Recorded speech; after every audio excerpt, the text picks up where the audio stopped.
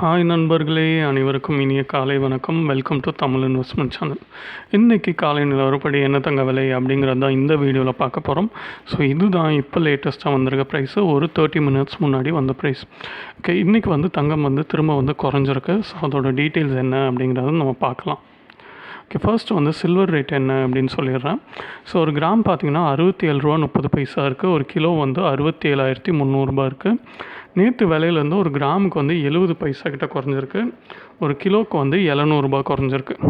So நம்ம எப்பவும் பார்க்குற மாதிரி ஜிஆர்டி அண்ட் லலிதா ஜுவல்லர்ஸில் இன்றைக்கி என்ன ரேட் அப்படின்னு பார்த்துடலாம். ஸோ ஜிஆர்டியில் பார்த்தீங்கன்னா ஒரு கிராம் 24 கேரட் 4,957 இருக்குது.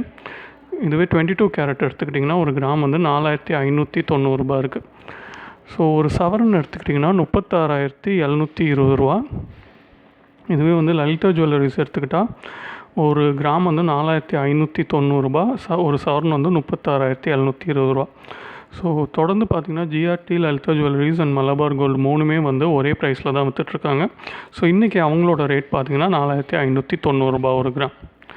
ஓகே, இப்போ ஆக்சுவல் கோல்ட் ப்ரைஸ் என்ன அப்படிங்கிறத பார்க்கலாம். So actual gold price 24 carat ஒரு கிராம் 5,025. ஒரு சவரன் 40,200.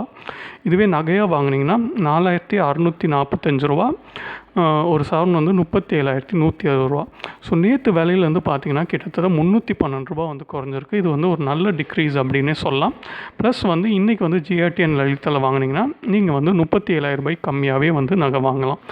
ஓகே, அப்புறம் நான் எப்போவுமே சொல்கிற மாதிரி நான் வேக்சின் யூஎஸில் பப்ளிக் யூஸ்க்கு வர வரைக்கும் வெயிட் பண்ணுவேன்.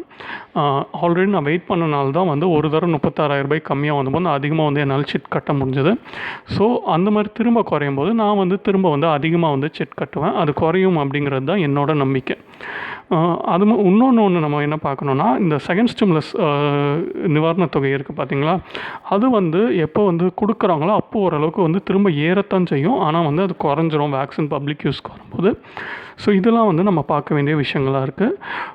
ஸோ நண்பர்களே, நான் எப்பவும் கேட்குற மாதிரி வீடியோ லைக் பண்ணுங்கள், முடிஞ்ச அளவுக்கு ஷேர் பண்ணுங்கள். அப்போ தான் இந்த உண்மையான ப்ரைஸ் எல்லாருக்கும் போய் சேரும்.